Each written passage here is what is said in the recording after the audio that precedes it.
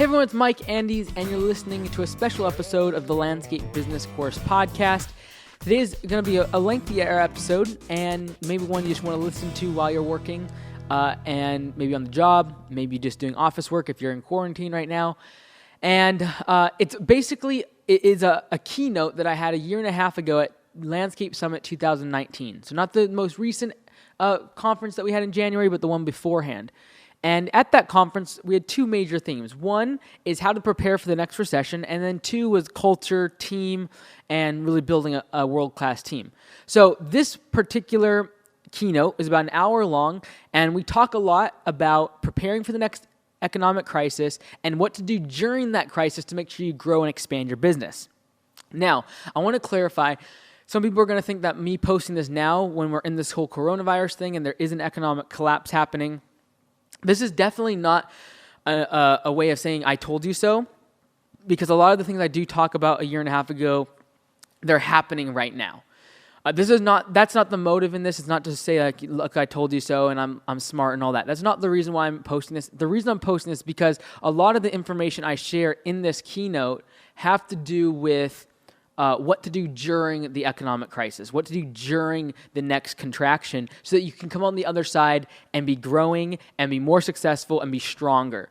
And so that's really why I want to share this episode and why I want to share this keynote. It's about an hour long from 2019 Landscape Summit. Now, if you are wanting to learn a lot more right now, you have some time on your hands, things are definitely slowing down for a lot of us. If you are not already, make sure you become a course member, Landscape Business Course. And if you are a member, make sure you just scroll to the very bottom page of the modules. We have all the recordings from Landscape Summit 2020. So I went ahead and upload those all for you so that during this time you can watch those, you can learn from them. And the theme at this most recent Landscape Summit was pay for performance. But this episode that you're listening to today, this keynote is from 2019, about a year and a half ago, where we talk about getting ready for the economic recession and then what to do during the recession to make sure you come out stronger on the other side. I hope it's of value to you, and let's go ahead and get started. Cool. All right, any more questions, or can we jump into this? All right, we're going to jump into how to grow your business during the recession. Sorry, I'm sitting down for just a minute, give myself a break. It's not a question of if another recession will come. It's only a question of when it will come and whether or not you're ready for it. All right? It could be this year. I don't care if it's 2020 or 2025. It's going to happen at some point, and whether or not you're ready to capitalize on that opportunity will be decided on how you plan for it. During good economic times, so right now, the past several years, we're going to talk about defense and offense. During good economic times, your defense should be saving money and paying off your loans, all right? Your offense during good economic times is going to be spending dollars on expansion, raising your prices, figuring out your marketing mix, and you know what I mean by that is test out a bunch of different marketing methods, see what works, see what your customer acquisition costs are, and so that's what you should be doing during good economic times. Play defense by keeping your loans low and saving money. That's why this past year, like I said, I could have taken the money out of the company. I left it in. Why? I wanted to hoard the cash and have it available when no one else has cash and everything's hit the fan, right? Puts you in a huge opportunity. Turn an economic recession into a huge opportunity if you can do those things by playing defense. Now, the offense side during good economic times, like I said, is spending the money on expansion. Raise your prices. Figuring out your marketing mix is probably the most important, and that is testing a bunch of different things. Try Facebook ads, try Google AdWords, try print marketing, try getting a newsletter out, and track all of the different marketing methods so that when recession comes, you know where to spend the dollars. Because when all of a sudden your marketing budget goes from $10,000 a year to $2,000, you better know where to put that $2,000. And you'll only know that if you've tracked your customer acquisition cost on all the marketing methods available to you. All right? During bad economic times or recession, to play defense, you should focus on repairs and maintenance type work. Because no one wants new stuff during a recession. All of a sudden, big installations dry up. but people will pay more to get stuff fixed. So what I mean by that, I mentioned this on the podcast. During a recession, the auto industry is slammed. New car sales are absolutely put to a halt. GM almost went down because of it. In the last recession, no one's buying new cars. But what happens during a recession is the auto dealers need a pivot to becoming the repair experts. Because no longer are people buying new cars, but that means that their old cars are breaking down and they need to be repaired.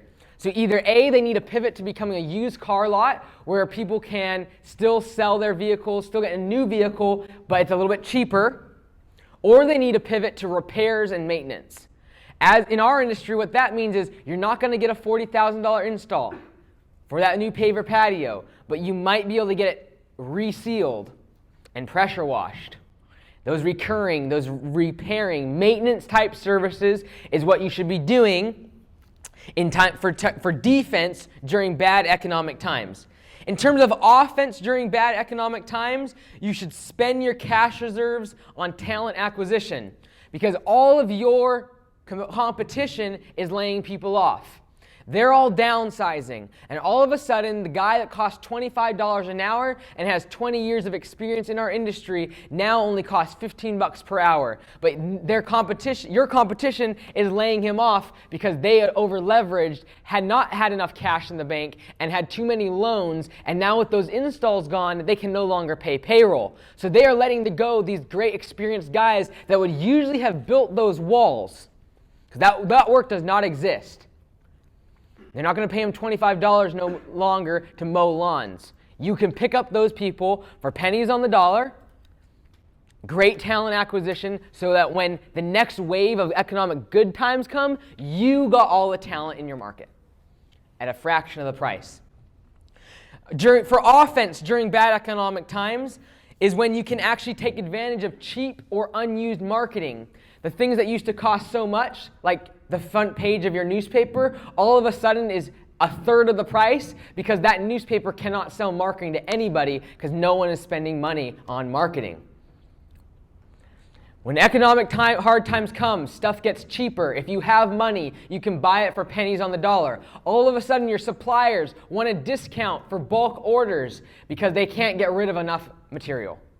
And if you have the cash reserves, you can stock up. Cash reserves during economic times will buy you 2 to 3 times as much, and it will extend 2 to 3 times more. If you've saved $100,000, it will get you what $300,000 gets you today. In terms of talent acquisition, buying other companies, buying customer databases, and materials and equipment, etc. Because all of a sudden, your competition is selling that brand new Xmark 62-incher that they bought last year for $15,000, and they need to get rid of it to pay off debt, and they're willing to give it away for $5,000. And that happened. All right? So if you're ready for a recession, it's a huge opportunity for you. It is not looked at as a negative thing. Do not allow the negative impressions that are going to hit our industry when the recession happens. In every single disappointment, market issue, change comes a huge opportunity. Change is always happening. Every time change happens, there's an opportunity. In good economic times, there's opportunity. In bad economic times, if you're ready for it, it's a huge opportunity. All right? You can buy up those companies, your competitors, for pennies on the dollar. The company that wants, right now, they want $380,000. If I wait a couple of years, they'll probably be worth $50,000. All right? So if you have the cash on hand, that's why I kept cash in our bank account this year, is because I know I can buy that guy for $50,000 when everything's hit the fan and he can't pay his bills. All right? All right, let's first focus on what you should do now. All right, when times are good, everything is going fine. What do you need to do to get ready for the recession or the time when no longer everyone's calling you to get work done? Number 1, loans. Who here has ever used a loan for your business? I have. It's actually a really good thing to do. You want to leverage your business and you want to allow someone else, i.e. the bank, to pay for your growth. Now there's a balance though, because if you have too much debt, When economic times come and they call your line of credit, you are toast. And that is what's going to happen to a lot of us landscapers. We have lines of credit right now. We have plenty debt. Money is everywhere. Money is everywhere. The system is completely flush with cash, whether it be investors, banks, private equity. It's everywhere. All right? And so because of that, it's easy to be accessible. All of a sudden, though, if you look in the fine print of those line of credit, that bank can call that line of credit at any time. If you over leverage that line of credit and they call it when they are doing bad, because that's what's going to happen in a recession, the banks do bad, they all go under like they did in 2008, they're going to call every single line of credit to try to pay their debts off. You better be sure you're not depending on that to bankroll your business. Because if you are, and if you're using that to pay payroll, you're going to have to let your best guys go, and your competitors will suck them up. So loans are great. 0% interest on equipment.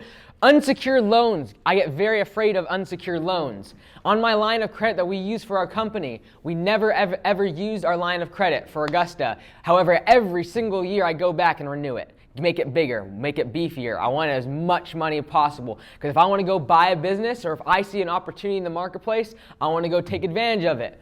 I always am updating it. I'd encourage you, if you do not have a line of credit, you need to go create a relationship with your bank.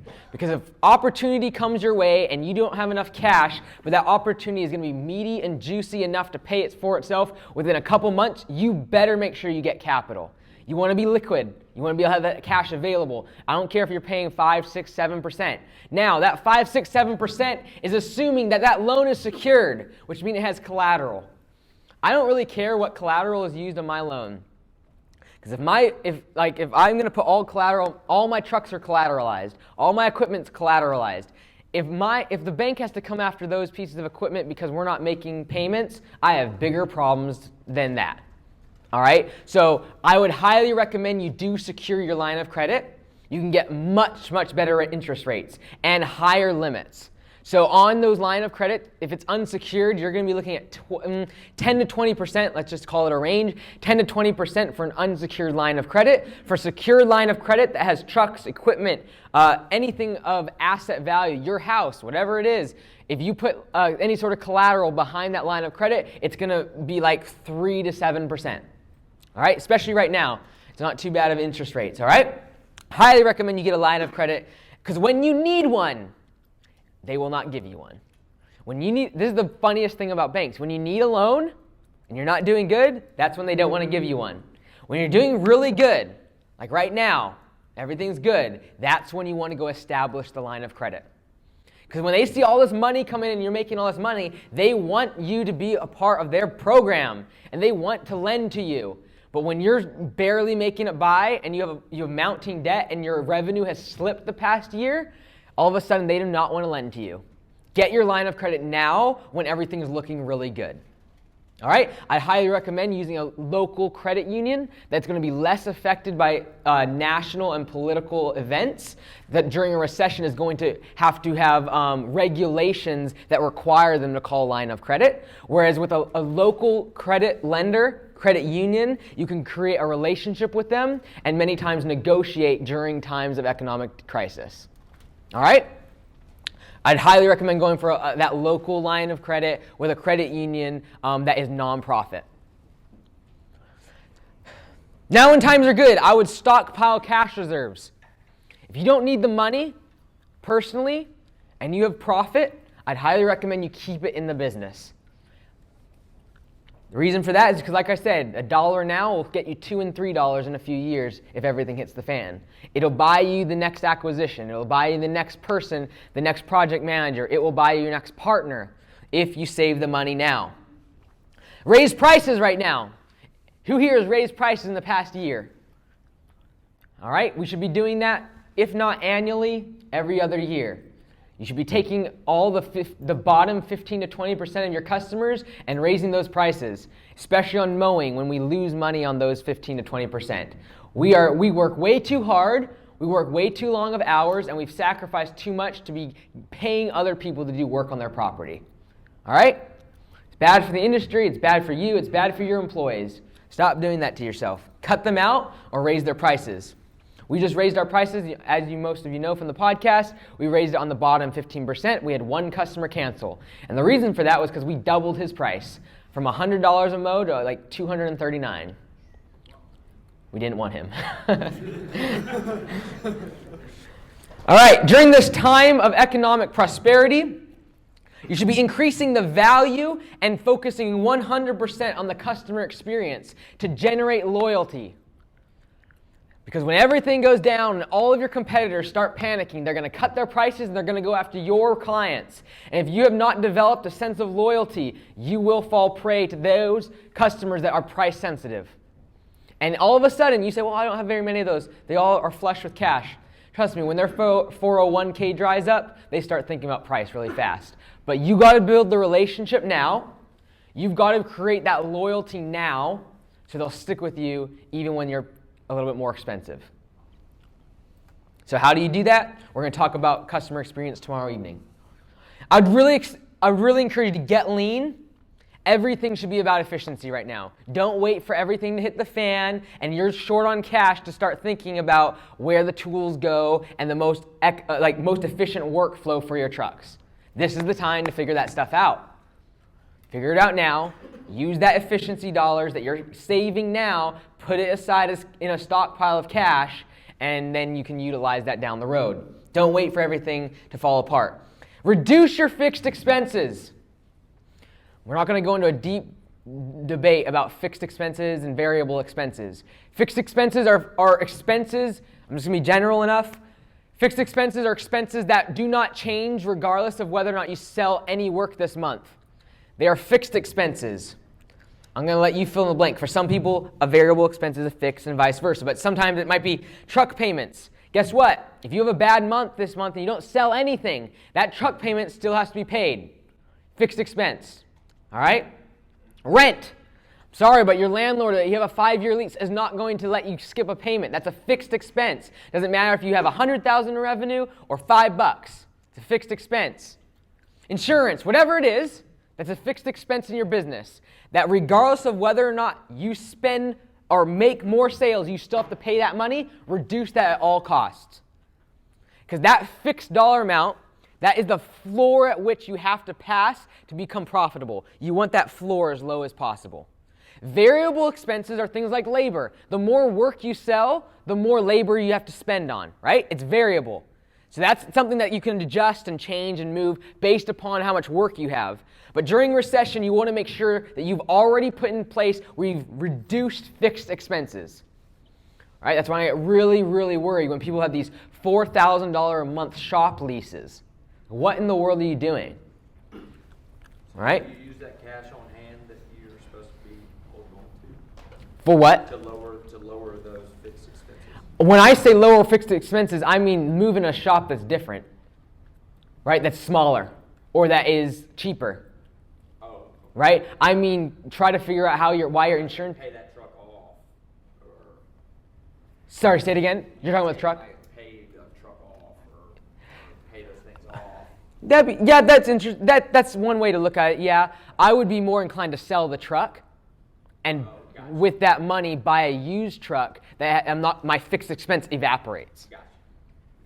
Right? You're going to take a loss on it maybe because you bought it new. Right. Take the loss now when you have money. Take the $7,000, $10,000, go buy a used truck that has now your fixed expense is zilch on that. That also, by the way, is going to be cheaper on insurance, and you're not going to have really high premiums because you don't have a loan on it anymore. Right? What type of property do you operate off of? Like, what would you say about operating off of a residentially zoned piece of property?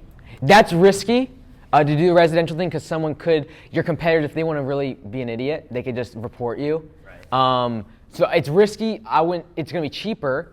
Right. For us, and if you're in the course in Module 6, I talk about it, and that is look for a commercial land that's blank and empty, get a long-term lease, like 5 years, and really cheap because it's just blank land, and then you bring in mobile stuff. And that's kind of what we're trying to do. So we're going to operate off a residential piece. Yep. But the plan is like, we know we got to get out of there. Yeah. Because at any time something could go down. It's just a vulnerability. Like, honestly, I've never heard of anyone getting kicked off residential. But someone could report you and be a real idiot. And you don't want that to happen. Yeah, man, seriously. One of our competitors got kicked off ag land. Oh, I know who you're talking about. Yep. Yeah. Care to elaborate? No, we're not elaborating on this stuff, guys. Yeah. As far as the residential and commercial law, like what do you mean by being reported? Say the last part. I can't hear what you said. What do you mean by being reported by? Oh, if someone knows you're residentially zoned and you're running a commercial business out of it or industrial type business out of it, they will report you to the zoning commissioner or like the planning authority. Don't you usually typically get approved or not approved before you even? Yeah, but you won't get approved if you try to do that on a residential property. What he's saying is if you do try to do it, and if your competitor's like, hey, that's in a residential area, I'm going to report them, and they get you in trouble. But yeah, if you do get it approved, yeah, then you don't run that risk. But they're not going to approve a landscaping company to be ran off of residential property in terms of like a shop and like outdoor like tractors and stuff. If you're running it out of your garage, that's a different scenario. Totally different. Or like a shop on acreage. That's a totally different ballgame. We're talking more about like front against a road, something like that. That's very public. Like retail or like. Right, retail, place where customers can come into. That's the defining line for commercial. You just answered my question. Do you insure your equipment, like the mowers and stuff like that? No, it's under our liability, and there is a clause in there that I think cover up to like $100,000. If like there's a burglary one, there's a fire one, so there's some, but I don't insure it like if it gets broken. No, it's all paid off, so. Okay, what about your financed equipment? It has to be as a certificate of insurance on our liability policy. So you're required already. Yeah, I guess it would be insured. It only increases our rate by 1 or 2% while it's on there. So that's a cost of having that loan, right? Even though it's 0%. But yeah, you're right. There's a small incremental cost. We don't have separate insurance policies for them, no. Okay, but it's under your liability. Liability, yep. And there's always, look in your liability policies, there's always other stuff like the anti-terrorism one, the theft one, there's fire, there's all that stuff, right? Cool. Any more questions on that stuff? All right, so getting lean, reducing your fixed expenses. All right, so that's all what you should be doing now. Those are all the things you should be doing now. During recession, you want to ensure your dependency on project-based work is complemented with strong maintenance component. Because that project-based work is discretionary. They do not need that $40,000 patio with a fireplace. But they do need their lawn to be mowed. They do need the tree that is overhanging their house to be trimmed. They do need their gutters to be cleaned out. So if you are very dependent on project-based work, that is coming out of discretionary income.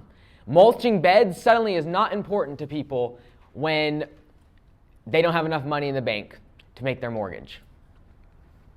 But if they physically cannot mow their lawn, they will still make sure you mow their lawn for them. All right? That's why the baby boomers are something that you should be focused on, because they physically do not want to be doing the work. Whereas if you're going after professionals in many scenarios who get laid off, get pay cuts, and when they need to start losing discretionary income, all of a sudden mowing becomes part of discretionary income. Right? That's what keeps me up at night. I run a gym. Discretionary income is a gym membership. That being said, when someone that's paying $200 a month for CrossFit right now, when everything goes down and they still want to stay slightly healthy, they can't afford the $200, they'll come to my gym for $40 or $50. So what am I going to do? I'm going to target those individuals that like CrossFit in my area when everything hits the fan, and basically tell them you can't afford $200, but you can't afford $50. Stay healthy and get through this economic time with us. I know you put your land to work with a landscape center, but where I'm from, there's too much competition for that. What I was thinking is starting a farm and using farmland and putting my land to work that way. What do you think? It's all zoning. Talk to your local zoning people. It's running a fine line when you run it off of ag land. That's why one of our people locally got kicked off. Okay. It's just play by the rules, right? Like just do stuff right, guys. Like it's not worth it. It's not worth it just for yourself not to be able to go to sleep and know like you're trying to evade taxes, or you're doing something shady with your employees, or you're not taking money out of their paychecks for federal stuff. Like, it's just, come on. Like, that's why we get the reputation we do in our industry. Under the table junk, no one's paying L&I, like all this stuff, right? And enough said. Okay? All right, so ensuring that you're not so dependent on project-based work, because that's going to be dried up, all right? Ensure that crews are cross-trained for maintenance and repairs. Because all of a sudden, that super expensive masonry guy that's building walls, he doesn't have any work to do, all right? So if you're doing irrigation installs, you should make sure that they're cross-trained on maintenance, repairs, zero-scaping, and efficient technology in the sprinkler industry.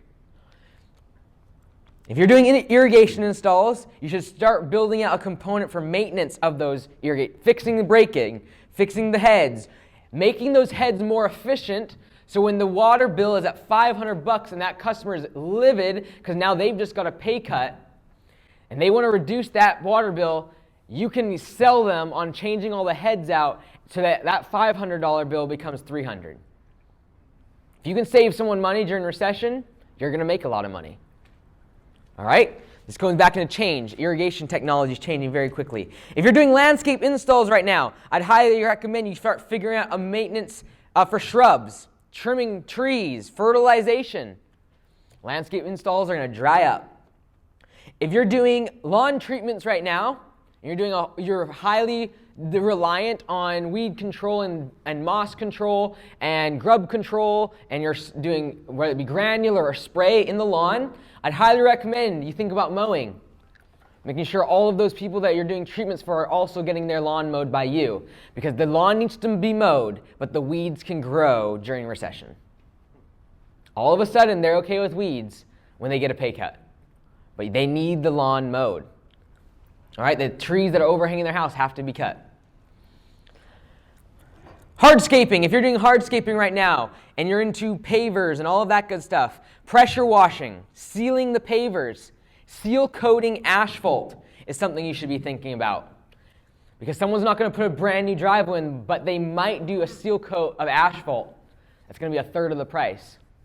So if you are all your marketing right now is based around installing the asphalt, it should now be about seal coating asphalt, maybe just a little bit, but when it comes to the time of economic crisis, you can capitalize on the maintenance and repair side of the business.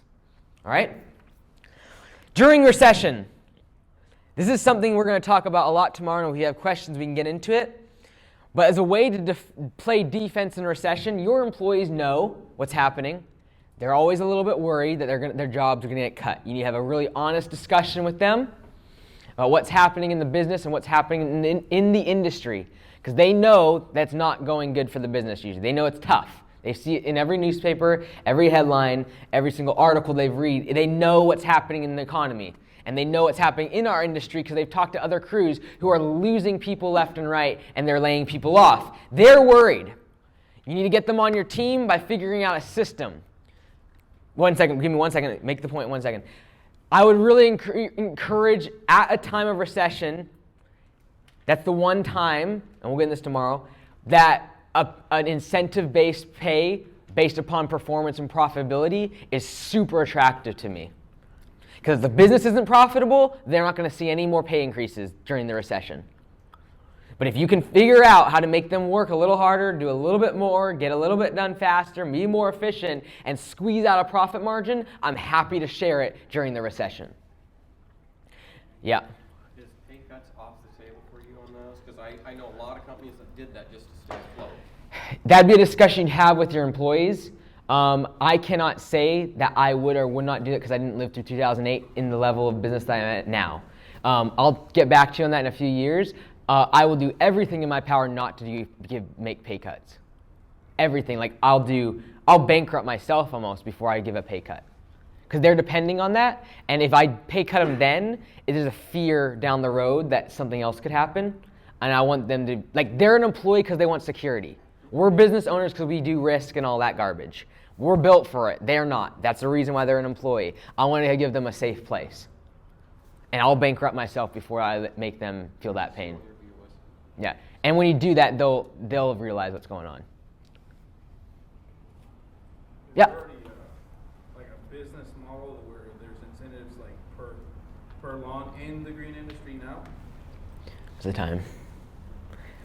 Yeah. Okay. So yes, there is. There's lots of people that are doing it, have done it, and it is working for them. I do not have an incentive-based pay scale. The reason for that is a massive multitude of pros and cons that we're going to get into tomorrow. Pay and compensation for your people is the number one thing you should be thinking about when it comes to culture. All right? Tomorrow I will say that pay doesn't matter when it comes to culture, because it doesn't in one regard, but there has to be a minimum threshold for you to cross. And when it comes to incentive-based pay, for now, the way we operate for our business, it doesn't encourage the things I want to be incentivized, and that's teamwork and accountability. More the teamwork aspect. So for instance, we trade jobs on mowing. For example, if I am paying people based upon whether or not they're above or below their budgeted hours for that job, it is incentivizing someone to cut corners, make the extra buck, and then the person who comes next week has to pick up the slack because they didn't edge in a certain spot. Now what's going to happen? The guy who came the second time is going to hate the guy who came the first time because he knows exactly what he's doing. I want a team that's working for the why of the business, and I got to make sure I'm incentivizing them correctly, making sure they're taken care of compensation-wise. I do not want to give perverse incentives that are going to make them start going against each other, where project managers start complaining because they got a worse crew than the other project manager, and thereby they couldn't get their budgeted hours on the job, and thereby they got less money. I want it to be when someone gets back from a job that another crew can still help them unload their truck because they had a long day and it was rough. I want that over, let them go. I'm not getting paid based upon their budgeted hours anyways. So I know I'm giving up efficiencies, because an incentive-based pay program, if you can make it work, is amazing for the profitability of your business. Absolutely incredible. I'm just giving that margin up for the aspect of the team that I want. I only ask because I don't know if it would be beneficial to have that, I guess, built into the culture now than just applying it when the recession does come. Yep. I also come from the utility industry where doing pole inspection, like for example, we would get a piece rate versus hourly. Yep. And it incentivized, I guess, in a sense, those people that put in, bring in more revenue. Right. But there was also more quality control in place because of that aspect. Yeah. So everything was in a sense built. Yeah, so I feel that if you're going to do a pay performance, it needs to be super, super objective. And it's very difficult to do that without numbers. And the numbers take a long time to compile. Like if you're going to do a really good job of like tracking the hours and like all of the things that go into it. If you really start to actually think about, who here has a pay performance system of some sort? Okay.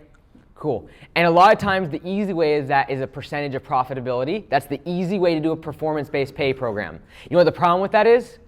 Profit is subjective. Because if I decide as the owner to go buy a bunch of equipment, that's going to cut into my profitability. And all my crew, to their mind, they're going to have to pay for it. And now it's them versus me. And I never want that.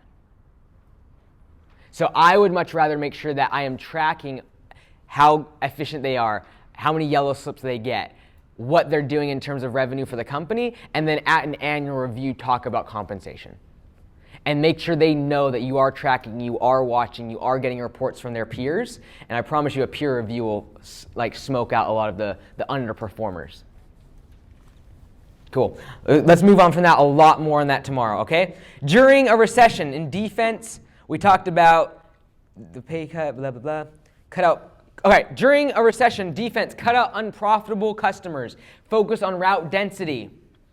And you want to cut out the lowest profit margin divisions or services that you offer. This is during a time of economic recession. You do not want to be doing the services that are not making you any money. Yes, that might be mowing. But if you can focus on a way to make more money, more profit doing tree trimming during the recession, that might be something you think about. I'm not saying that's the thing you should do, but you want to cut out unprofitable areas of your business. Things that cost a bunch of money, like mowing. Oh, right. A $15,000 mower on a $10,000 trailer hooked up to a $20,000 truck, when I could get a $5,000 pickup with a shovel and a rake and go do cleanups. Thinking about the fixed costs, driving those down during times of recession. All right, during recession, the last thing we're going to talk about is offense. What are you doing during recession that is going to be on the offense? You're going to hire up. You're going to get your competitors' best workers who are now getting laid off. The cost of everything goes down. We talked about that. We talked about how the marketing gets cheaper and you can acquire customers and businesses at pennies on the dollar. Questions. We're going to do some questions and then we're going to jump right into ZeroTurn, the video series. All right? So if you have some questions, that's cool. But could the guys from MasterCut stand up? They're from Oxford, Mississippi. Josh and I went down there a few months ago, and we looked at their business for a few days, helped them out, and we filmed a video over the course of 2 days trying to help them with their business. We're going to watch that video together.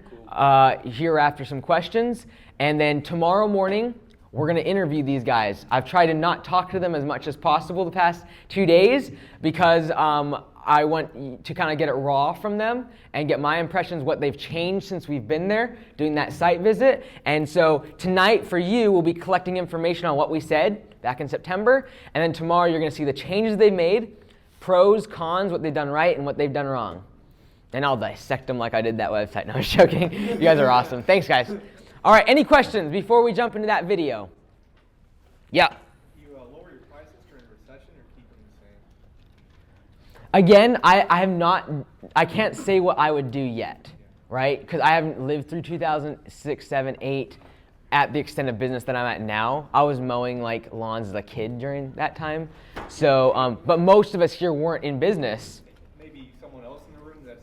Yeah, was anyone in business during 2008? Cool. All right, did you lower your prices during that time? No. Up.